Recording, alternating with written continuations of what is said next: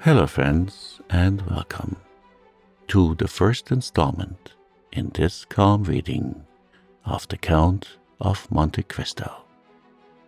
Today's chapter is entitled Volume 1, Chapter 1, Marseilles, The Arrival.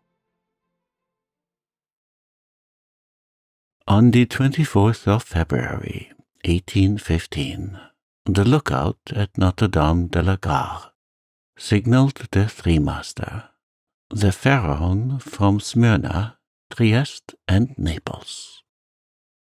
As usual, a pilot put off immediately, and, rounding the Chateau d'If, got on board the vessel between Cape Morgiou and Rion Island.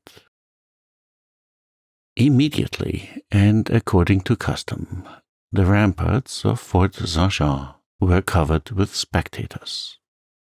It is always an event at Marseilles for a ship to come into port, especially when the ship, like the Pharaon, has been built, rigged, and laden at the old Fosse docks, and belongs to an owner of the city. The ship drew on and had safely passed the strait, which some volcanic shock has made between the Calaseraigne and Jarrow Islands, had doubled Pomaque and approached the harbour under top sails, jib and spanker, but so slowly and sedately that the idlers, with that instinct which is the forerunner of evil, asked one another what misfortune could have happened on board. However, those experienced in navigation saw plainly that if any accident had occurred, it was not to the vessel herself, for she bore down with all the evidence of being skilfully handled, the anchor a cockbill, the jib-boom guys already eased off, and standing by the side of the pilot, who was steering the Pharaon towards the narrow entrance of the inner port, was a young man who, with activity and vigilant eye, watched every motion of the ship, and repeated each direction of the pilot. The vague disquietude which prevailed among the spectators had so much affected one of the crowd that he did not await the arrival of the vessel in harbour, but, jumping into a small skiff, desired to be pulled alongside the Pharaon, which he reached as she rounded into La Réserve basin. When the young man on board saw this person approach, he left the station by the pilot, and, hat in hand, leaned over the ship's bulwarks. He was a fine, tall, slim young fellow of 18 or 20, with black eyes and hair as dark as a raven's wing, and his whole appearance bespoke that calmness and resolution peculiar to men accustomed from their cradle to content with danger. "Ah, is it you, Dante?" cried the man in the skiff. "What's the matter? And why have you such an air of sadness aboard?" "A great misfortune, Monsieur Morel," replied the young man. "A great misfortune, for me especially. Off Civita Vecchia we lost our brave Captain Leclerc." "And the cargo?" inquired the owner eagerly. "Is all safe, Monsieur Morel, and I think you will be satisfied on that head. But poor Captain Leclerc." "What happened to him?" asked the owner with an air of considerable resignation. "What happened to the worthy captain?" "He died." "Fell into the sea?" "No, sir, he died of brain fever in dreadful agony." Then, turning to the crew, he said, "Bear a hand there to take in sail." All hands obeyed, and at once the 8 or 10 seamen who composed the crew sprang to their respective stations at the spanker brails and outhaul, topsail sheets and halyards, the jib downhaul and the topsail clewlines and buntlines. The young sailor gave a look to see that his orders were promptly and accurately obeyed, and then turned again to the owner. "And how did this misfortune occur?" inquired the latter, resuming the interrupted conversation. "Alas, sir, in the most unexpected manner. After a long talk with the harbour-master, Captain Leclerc left Naples greatly disturbed in mind. In 24 hours he was attacked by a fever, and died 3 days afterwards. We performed the usual burial service, and he is at his rest, sewn up in his hammock with a 36-pound shot at his head and his heels, off El Giglio Island. We bring to his widow his sword and cross of honour. It was worthwhile truly," added the young man with a melancholy smile, "to make war against the English for 10 years, and to die in his bed at last."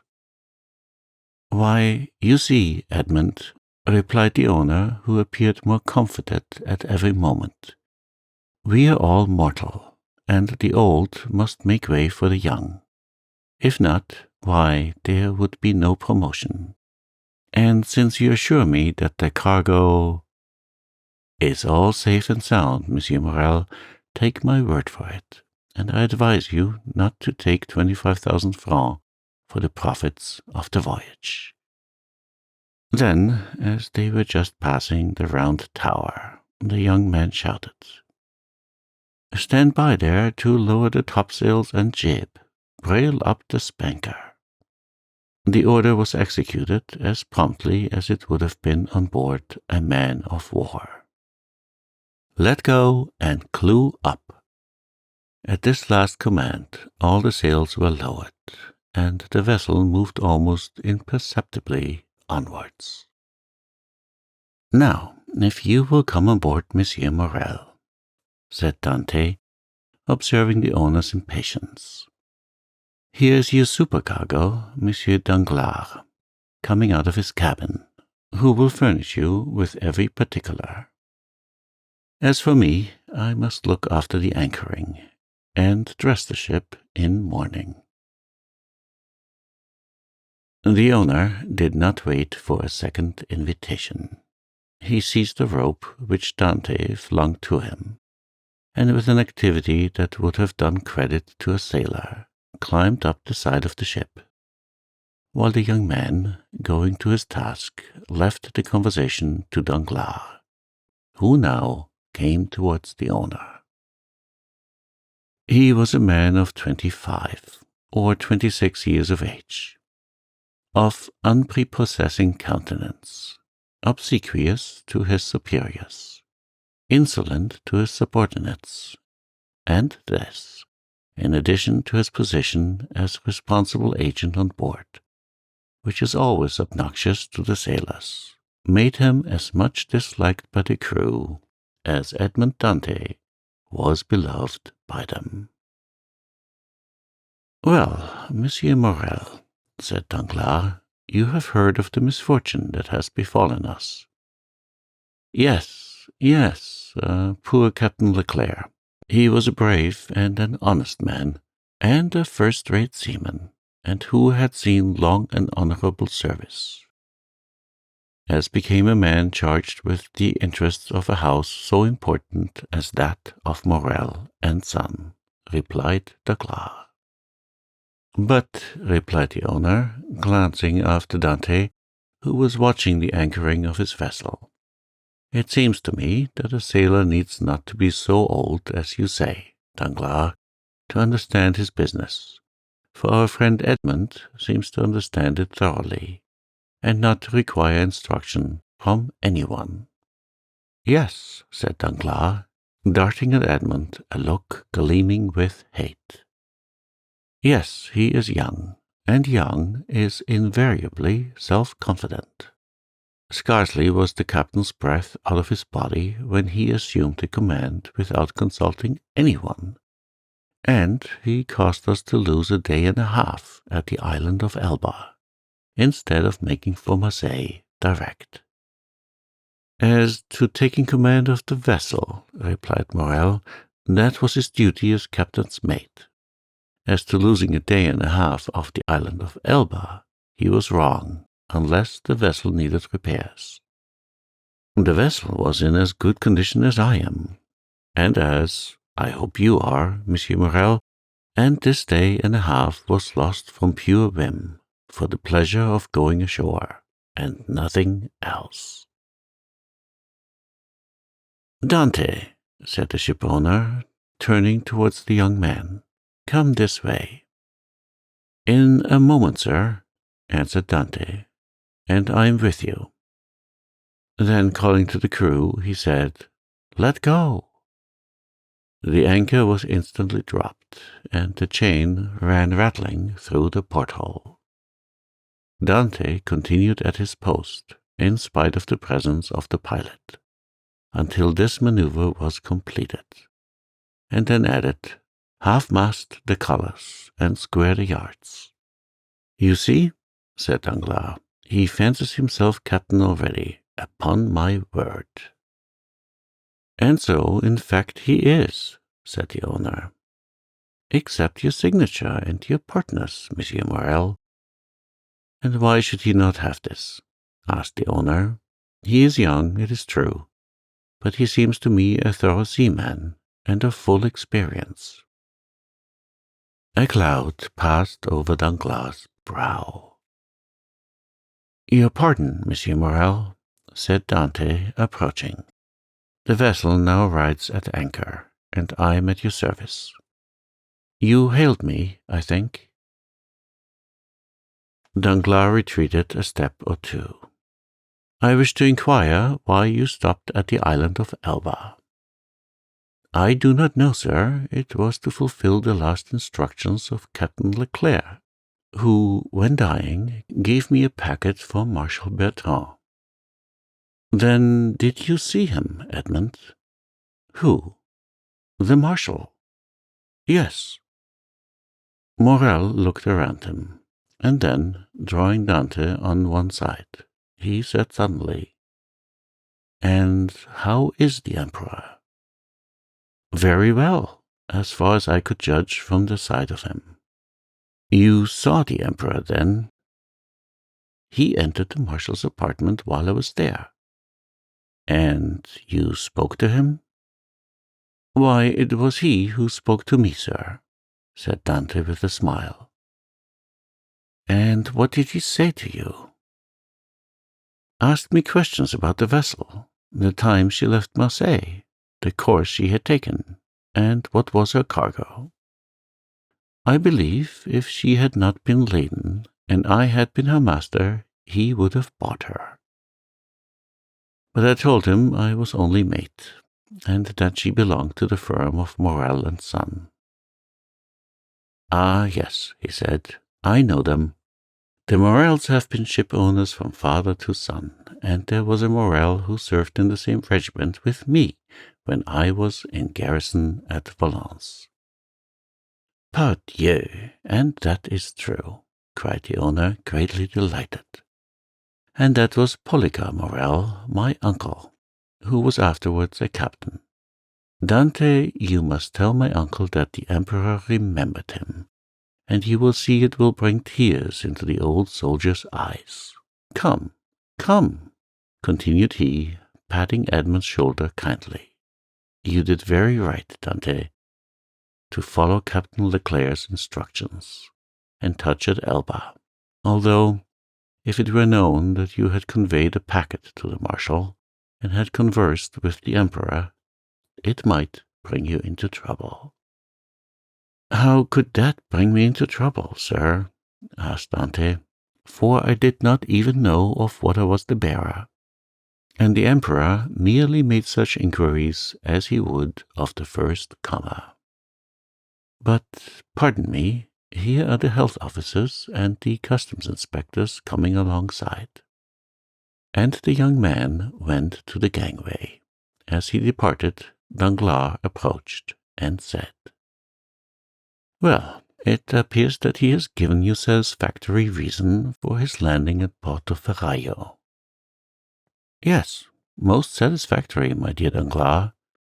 Well, so much the better, said the supercargo, for it is not pleasant to think that a comrade has not done his duty. Dante has done his, replied the owner, and that is not saying much. It was Captain Leclerc who gave order for this delay. Talking of Captain Leclerc, has Dante given you a letter from him? To me? No. Was there one? I believe that, beside the packet, Captain Leclerc confided a letter to his care. Of what packet are you speaking, Danglars? Why, that which Dante left at Portoferraio. How do you know he had a packet to leave at Portoferraio? Danglars turned very red. I was passing close to the door of the captain's cabin, which was half open, and I saw him give the packet and letter to Dante. He did not speak to me of it, replied the shipowner, but if there be any letter, he will give it to me. Danglars reflected for a moment. Then, Monsieur Morrel, I beg of you, he said, not to say a word to Dante on the subject. I may have been mistaken. At this moment, the young man returned. Danglars withdrew. Well, my dear Dante, are you now free? Inquired the owner. Yes, sir. You have not been long detained. No.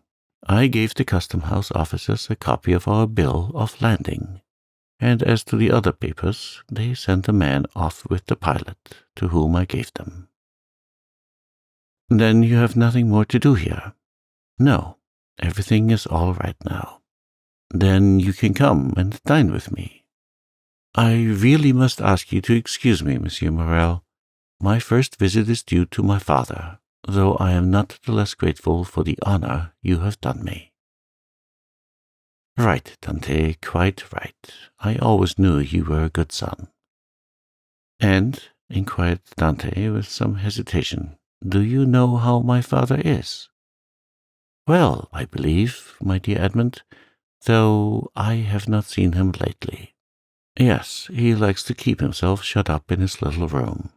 And that proves, at least, that he has wanted for nothing during your absence. Dante smiled.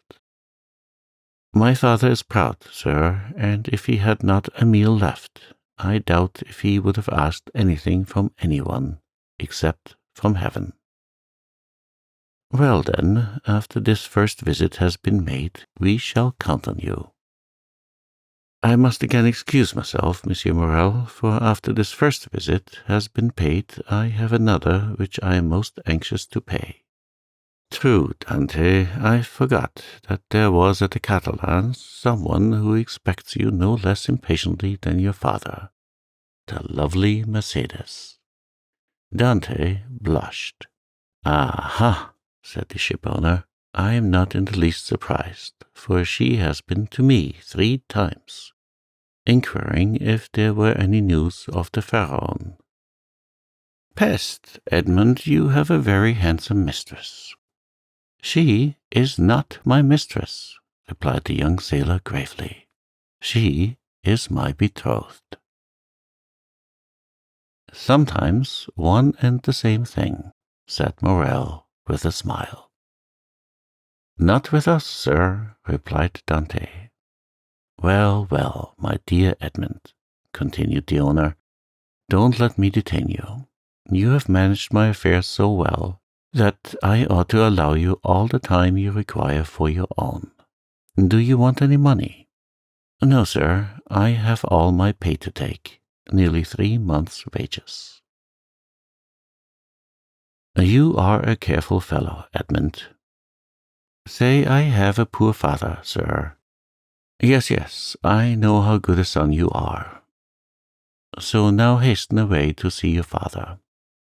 I have a son too, and I should be very wroth with those who detained him from me after a 3 months' voyage. Then I have your leave, sir. Yes, if you have nothing more to say to me. Nothing. Captain Leclerc did not, before he died, give you any letter for me. He was unable to write, sir, but that reminds me that I must ask your leave of absence for some days. To get married? Yes, first, and then go to Paris. Very good. Have what time you require, Dante. It will take quite 6 weeks to unload the cargo, and we cannot get you ready for sea until 3 months after that. Only be back again in 3 months. For the Pharaon, added the owner, patting the young sailor on the back, cannot sail without her captain. Without her captain? Cried Dante, his eyes sparkling with animation. Pray mind what you say, for you are touching on the most secret wishes of my heart. Is it really your intention to make me captain of the Pharaon? If I were sole owner, we'd shake hands on it now, my dear Dante, and call it settled. But I have a partner, and you know the Italian proverb, chi ha compagno ha padrone. He who has a partner has a master. But the thing is at least half done, as you have one out of the 2 votes. Rely on me to procure you the other. I will do my best. Ah, Monsieur Morel, exclaimed the young seaman with tears in his eyes, and grasping the owner's hand. Monsieur Morel, I thank you in the name of my father and of Mercedes. That's all right, Edmund. There's a providence that watches over the deserving. Go to your father, go and see Mercedes, and afterwards come to me.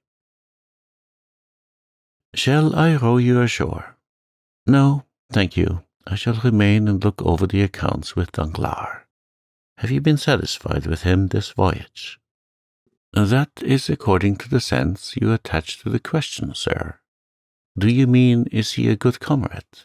No, for I think he never liked me, since the day when I was silly enough, after a little quarrel we had, to propose to him to stop for 10 minutes at the island of Monte Cristo to settle the dispute.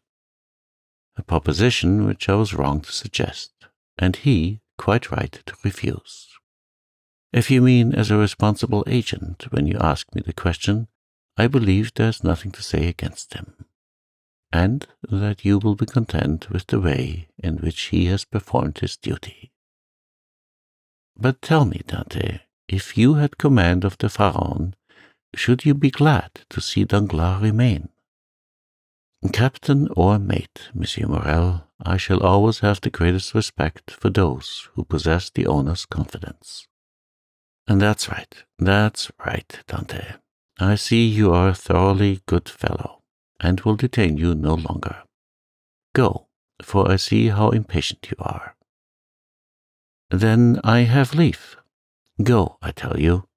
May I have the use of your skiff? Certainly. Then, for the present, Monsieur Morel, farewell, and 1,000 thanks. I hope soon to see you again, my dear Edmund. Good luck to you. The young sailor jumped into the skiff and sat down in the stern sheets, with the order that he be put ashore at La Canebière. The 2 oarsmen bent to their work, and the little boat glided away as rapidly as possible, in the midst of 1,000 vessels which choke up the narrow way which leads between the 2 rows of ships, from the mouth of the harbor to the Quai d'Orléans. The shipowner, smiling, followed him with his eyes until he saw him spring out on the quay and disappeared in the midst of the throng, which from 5 o'clock in the morning until 9 o'clock at night swarms in the famous street of La Canebière, a street of which the modern Phocéens are so proud that they say with all the gravity in the world, and with that accent which gives so much character to what is said, if Paris had La Canebière, Paris would be a second Marseilles. On turning round, the owner saw Danglars behind him, apparently awaiting orders, but in reality also watching the young sailor. But there was a great difference in the expression of the two men, who thus followed the movements of Edmond Dantès.